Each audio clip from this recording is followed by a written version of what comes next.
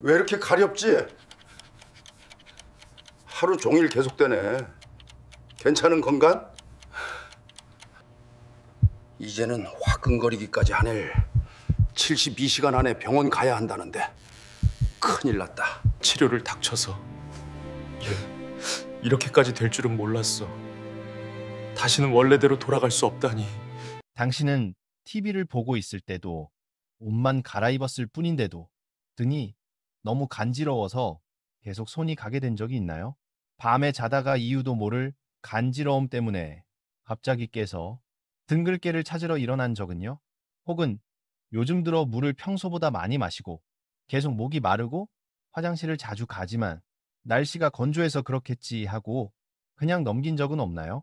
이 말들을 들었을 때 어딘가 익숙하게 느껴진다면 아마도 당신의 몸이 그동안 생각하지 못했던 어떤 신호를 보내고 있을지도 모릅니다. 시간이 갈수록 더 심해지는 가려움증. 간지러움이 시간이 지날수록 더 심해지고 크림을 발라도 가라앉지 않는다면 한국 국가건강보고서에 따르면 55세 이상 인구의 30% 이상이 등이나 피부에 원인 모를 지속적인 가려움을 겪고 있습니다. 겉보기에는 단순해 보이지만 문제는 그중 적지 않은 경우가 혈당 상승, 공복혈당 장애, 공복혈당 장애 혹은 실제 당뇨병 같은 대사 이상 증상의 초기 신호라는 점입니다. 좋은 소식은 몸이 이렇게 아주 작은 신호만 보내는 2단계에서 발견한다면 생활 습관을 몇 가지 아주 간단하게 바꾸는 것만으로도 많은 사람이 강한 약을 쓰지 않고 혈당을 안전한 범위로 되돌릴 수 있고 예측하기 힘든 수많은 합병증도 피할 수 있다는 것입니다. 안녕하세요. 예약했습니다. 김은영입니다. 저는 지금도 2해 전 한겨울 오후에 그 장면을 또렷하게 기억합니다. 63세의 박순자 씨가 약간 쑥스러운 미소를 지으며 제 진료실에 들어왔던 순간입니다. 박 씨는 처음부터 그냥 궁금해서 물어보러 왔어요 라며 본인은 별로 심각한 문제가 아니라고 생각하고 있다고 말했습니다. 그녀는 거의 1년 가까이 등이 가려웠다고 했습니다. 특히 등이 한가운데 나이가 들면 손이 잘 닿지 않는 바로 그 부분이요. 가려움은 밤낮을 가리지 않고 왔습니다. 밤에도 몇 번씩 불을 켜고 벽에 등을 기대어 긁어야만 잠시나마 편해졌다고 했습니다. 그녀는 온갖 바르는 크림을 바꿔가며 써보고 오일과 보습제도 달리해보고 이웃이 추천한 알레르기 약까지 먹어봤지만 결국 모든 것이 다시 원점으로 돌아가곤 했습니다. 요즘 자꾸 목이 마르고 체중이 빠지서 최근 6개월 동안 박 씨는 물을 훨씬 더 많이 마시기 시작했고 화장실도 더 자주 갔습니다. 식사를 하고 나면 금세 다시 배가 고파졌습니다. 그녀는 나이 들면 목이 자주 마를 수도 있지 라고 생각해 아이들에게도 말하지 않았습니다. 하지만 딸이 보기에 어머니 피부색이 칙칙해지고 잘 먹는데도 체중이 급격히 빠지자 결국 서울에 올라가 보자고 끌고 왔다고 했습니다. 제가 자세히 물었을 때도 박 씨는 여전히 겨울이라 피부가 좀 건조해서 그래요 라고 굳게 믿고 있었습니다. 하지만 검사 결과는 공복 혈당이 매우 높았고 HbA1c는 10%가 넘었습니다. 이 수치는 많은 환자들이 듣는 순간 말문이 막힐 정도로 심각한 수준입니다. 이 가려움을 그냥 넘기지만 않았더라면 초음파와 추가 검사를 진행한 결과 박 씨의 신장 기능도 이미 영향을 받기 시작한 상태였습니다. 저와 가족들이 가장 안타까웠던 점은 그녀가 6, 8개월만 더 일찍 왔다면 눈과 신장에 생긴 많은 손상을 충분히 막을 수 있었다는 사실입니다. 박 씨는 제 앞에 앉아 1년 내내 긁어왔던 등 부위를 가볍게 손으로 만지며 단 한 문장을 말했습니다. 이 가려움을 대수롭지 않게 넘기지만 않았어도 탈감지야. 계속 긋는 건 몸이 보리는 신호야. 내야. 박순자 씨와는 정반대의 경우도 있습니다. 인천에 사는 59세 박철수 씨의 이야기입니다. 박 씨는 등이 가려워진 지 겨우 몇 주 만에 진료를 받으러 왔습니다. 그 역시 평소보다 목이 자주 마르다고 느꼈지만 그를 병원으로 오게 만든 건 질병에 대한 걱정보다는 아내의 한마디였습니다. 당신이 그렇게 계속 긁는 거 몸이 분명 뭔가 신호를 보내는 거야. 검사 결과 그는 전당뇨 단계에 있었습니다. 수치가 기준을 막 넘은 수준이었고 아직 어떤 장기도 손상되지 않은 시기였습니다. 저는 그에게 아침 식사를 바꾸고 흰쌀밥을 줄이고 야채와 덜 짠 김치를 늘리라고 했습니다. 그리고 매일 20, 30분씩 걷는 운동을 권했습니다. 이제야 다 먹게. 아내가 이렇게 끌질기지 않았으면 저도 그냥 넘겨 쓴 게예요. 3주 뒤 가려움은 거의 사라졌습니다. 2달 후에는 혈당이 정상으로 돌아왔고 HbA1c도 눈에 띄게 떨어졌습니다. 약도 쓰지 않았습니다. 그는 웃으며 말했습니다. 아내가 그렇게 잔소리 안 했으면 저도 다른 사람들처럼 대수롭지 않게 넘겼을 거예요. 이 두 사람의 이야기는 제가 다른 환자들에게 계속 들려줄 수밖에 없게 만들었습니다. 하나는 괜찮겠지라는 생각 때문에 황금 같은 시기를 놓친 사람이고 다른 하나는 몇 주 일찍 움직였다는 이유만으로 미래를 바꾼 사람입니다. 이 이야기를 하는 이유는 겁을 주기 위해서가 아닙니다. 아주 작지만 매우 중요한 신호들이 있다는 것을 기억시키기 위해서입니다. 지속되는 등 가려움, 목이 자주 마르고 소변을 자주 보고 잘 먹는데도 살이 빠지는 증상은 절대 사소한 일이 아닙니다. 이는 몸이 혈당이 이미 통제 밖으로 가고 있다는 것을 부드럽지만 단호하게 알려주는 신호입니다. 작은 물집이 계속 생겨나고 있어요. 작은 물집이나 잇따라 생기는 미세한 수포가 나타난다면 오늘 저는 저 박지훈이 수백 명의 환자들이 너무 늦기 전에 스스로 문제를 깨닫고 몸을 지킬 수 있었던 진짜 도움이 된 내용을 여러분과 나누고 싶습니다. 다음 부분에서 3가지를 분명하게 말씀드릴 겁니다. 어떤 가려움은 정상이고 어떤 가려움은 특히 위험한지, 왜 의학적으로 혈당이 높아지면 가려움이 오래 지속되는지, 그리고 마지막으로 한국의 중장년층이 일주일 안에 바로 실천할 수 있는 아주 간단한 3단계로 이 문제를 어떻게 관리할 수 있는지, 당신 자신과 가족의 건강이 조금이라도 중요하다면 끝까지 함께 해주세요. 때로는 몸의 작은 신호를 제때 듣는 것만으로도 앞으로의 건강을 완전히 바꿀 수 있으니까요. 가벼운 열과 폐로, 그리고 가려움. 가려움에 미열이나 피로감이 함께 나타난다면 박순자 씨와 박철수 씨 이야기를 한 뒤 많은 분들이 저에게 물었습니다. 그럼 박사님, 혈당 때문에 등이 가려운 것 말고 몸의 다른 부위가 가려울 때도 위험한 경우가 있나요? 답은 있습니다. 그리고 놀라운 점은 그 위험 신호가 나타나는 부위 중 하나가 바로 우리 머리라는 사실입니다.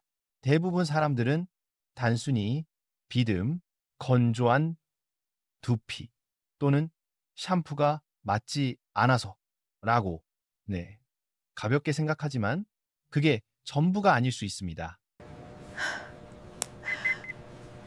최근 오른손이 자꾸 떨려서 괜찮은 걸까요? 저는 지금도 서울 외곽에 사는 66세 박미숙 씨를 처음 만난 그 아침을 아주 생생히 기억합니다. 박 씨는 머리를 단정히 묶고 손에는 털모자를 들고 진료실로 들어왔습니다. 의자에 앉자마자 반사적으로 머리를 긁었습니다. 그녀는 쑥스러운 듯 웃으며 말했습니다. 선생님, 이해해 주세요. 거의 1년 동안 두피가 계속 가려워요. 비듬도 많고 어떻게 감아도 없어지질 않아요.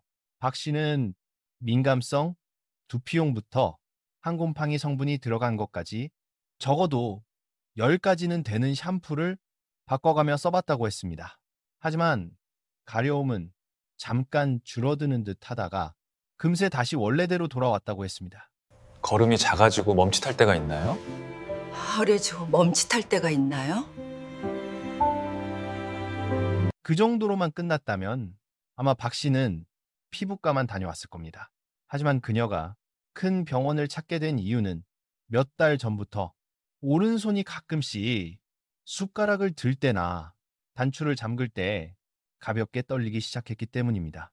처음에는 나이 들어서 손이 좀 떨리는 거겠지라고 뇌로 생각했다고 했습니다. 하지만 떨림은 점점 더 자주 나타났습니다.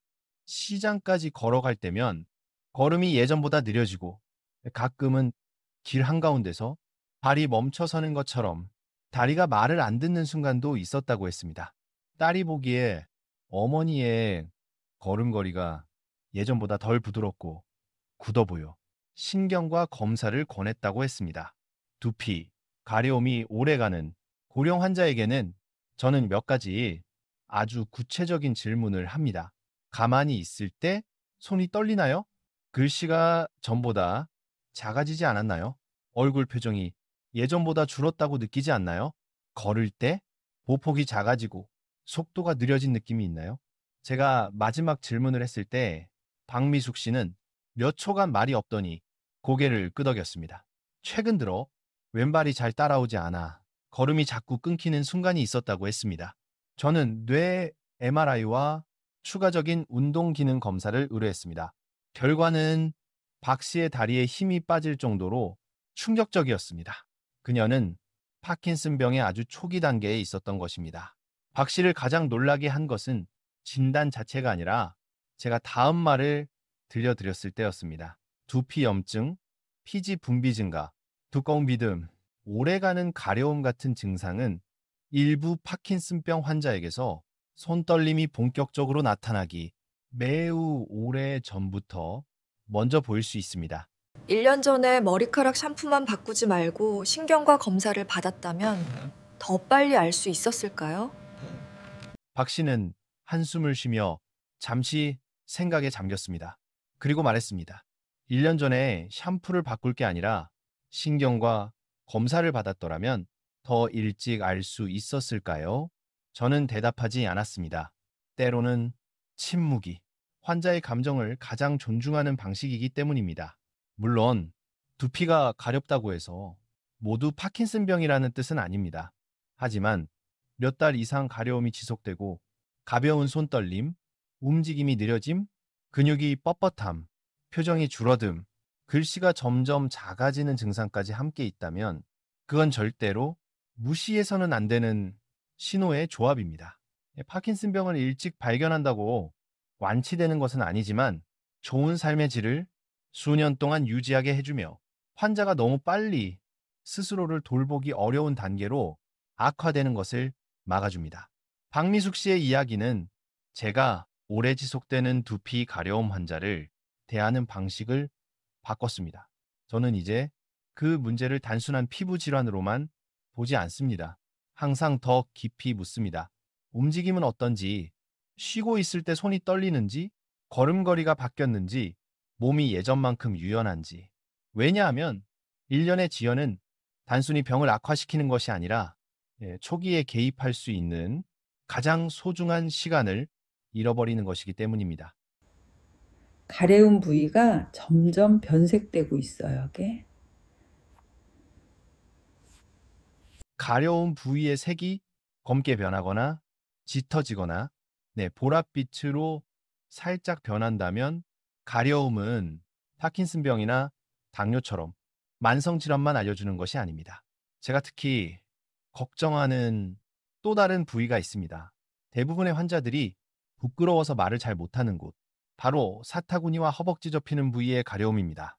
한국에서는 의학이 발전했음에도 많은 장년층이 이런 민감한 부위의 증상을 말하기를 꺼립니다. 습해서 그렇겠지. 곰팡이 같으니 연고 하나 바르면 되겠지 하고 넘기는 경우가 많습니다. 하지만 그게 전부가 아닐 수 있습니다. 식스겔스런 밤마다 땀매 좋두고 가려운 매는 굳었단요. 저는 한번 61세 최순희 씨를 진료한 적이 있습니다. 그녀는 거의 1년 동안 사타구니가 가려웠습니다. 항진균제를 도대체 몇 종류나 발랐는지 모를 정도였고 면 소재 옷으로 바꾸고 파우더도 써봤지만 가려움은 잠깐 나았다가 다시 반복되었습니다. 최근 6개월 동안은 날씨가 덥지도 않은데 밤마다 식은땀을 흘려 옷이 젖을 정도였고 한밤중에 옷을 갈아입어야 했습니다. 체중도 10kg 이상 빠졌지만 그녀는 살 좀 빠지는 건 좋지라고 대수롭지 않게 여겼습니다. 하지만 피부가 창백해지고 기운이 없고 가려움이 더 넓게 퍼지자 가족이 결국 병원에 데려왔습니다. 검사 결과는 가족 모두를 충격에 빠뜨렸습니다. 최 씨는 림프종, 즉 림프계 암이었습니다. 사타구니의 가려움, 특히 깊고 오래가는 가려움은 단순한 곰팡이 감염이나 위생 문제가 아니라 암세포가 분비하는 염증 매개 물질 때문에 피부가 자극받아 생기는 증상일 수 있습니다. 다행히 최순희 씨는 아직 항암 치료로 완치를 기대할 수 있는 단계였습니다. 하지만 부끄럽다고 몇 달만 더 스스로 연고를 바르며 버텼다면 상황은 완전히 달라졌을지도 모릅니다. 제가 가장 마음 쓰였던 건 이런 가려움과 함께 매일을 살아가면서도 침묵을 선택하는 사람들이 너무 많다는 사실입니다. 그들은 모릅니다. 몸은 큰 문제가 생기기 전에 항상 신호를 보낸다는 것을. 그리고 겉보기엔 단순한 가려움이 사실은 가장 이른, 가장 섬세한 경고일 때가 많다는 것을 다음 부분에서는 가장 위험한 가려움 부위 중 하나, 단 몇 달만 늦어도 삶이 완전히 달라질 수 있는 항문, 주위의 가려움에 대해 이야기하려 합니다. 그리고 왜 그 작은 신호가 대장암의 첫 징후가 될 수 있는지 설명드리겠습니다. 다음 부분에서 이어서 말씀드리겠습니다. 박미숙 씨나 최순희 씨 같은 환자들을 만난 뒤 저는 스스로에게 질문했습니다.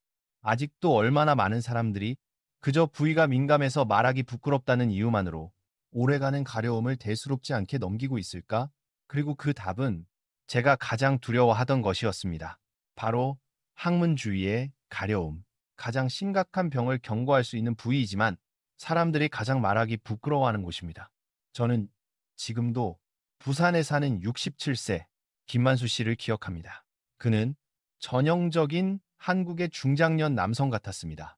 말수가 적고 힘들어도 티내지 않고 자식들에게 걱정 끼치지 않기 위해 모든 것을 참고 넘기는 성격이었습니다. 그는 거의 2년 동안 항문 주위가 계속 가려웠습니다. 특히 배변 후 더 심했습니다. 처음엔 그저 가벼운 치질이라고 생각했습니다. 약국에서 연고를 사고 좌약을 사고 이웃이 추천한 한방 좌욕까지 했습니다. 바르면 며칠 괜찮다가 다시 가려움이 돌아왔고 때로는 더 심해지기도 했습니다. 1년이 지나자 그는 자신의 변이 점점 가늘고 길어져 마치 젓가락처럼 나오기 시작한 걸 깨달았습니다. 배변을 해도 개운하지 않고 늘 덜 나온 것 같은 답답함이 남았습니다. 하지만 그는 나이 들어서 그런가 보다. 요즘 식사가 불규칙해서 그렇겠지. 라고 스스로를 달랬습니다. 그리고 그 흔한 남성들처럼 가족에게는 아무 말도 하지 않았습니다. 최근 6개월 동안은 휴지에 피가 묻기 시작했습니다. 조금 묻을 때도 꽤 많이 묻을 때도 있었습니다. 그럼에도 그는 치질에서 피가 나는 거겠지 라며 더 강한 연고만 덧바를 뿐이었습니다. 가족이 진짜로 놀란 순간은 어느 아침 아들이 화장실을 청소하다가 변기 안에 진한 선홍색 피가 고여 있는 걸 본 때였습니다. 그들은 더 미루지 않고 그를 큰 병원으로 데려와 대장 내시경을 했습니다. 저는 지금도 기억합니다. 모니터에 화면이 떠오른 그 순간을 직장 하부, 항문과 가까운 위치에 울퉁불퉁하고 거친 큰 종양이 자리 잡고 있었습니다. 내시경 카메라도 겨우 통과할 정도로 좁아져 있었습니다. 저는 직감적으로 알았습니다. 이건 단순한 용종이 아닙니다. 결과는 곧 나왔습니다. 직장암 3기, 주변 림프절도 이미 커진 상태였습니다.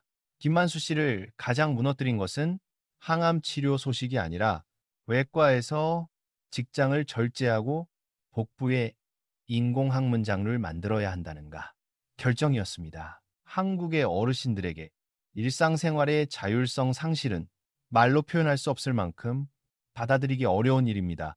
진료실에 앉아 옆구리에 장루 주머니를 조심스레 만지던 그는 조용히 말했습니다. 2해 전에 부끄러움을 조금만 참았더라면 지금 이렇게 살지 않아도 됐을까요? 저는 대답할 수 없었습니다. 저 역시 그가 맞다는 것을 알았기 때문입니다. 현실은 이렇습니다. 대장암은 조기 발견만 된다면 생존율이 매우 높은 암입니다. 작은 용종은 내시경으로 15분 만에 제거됩니다.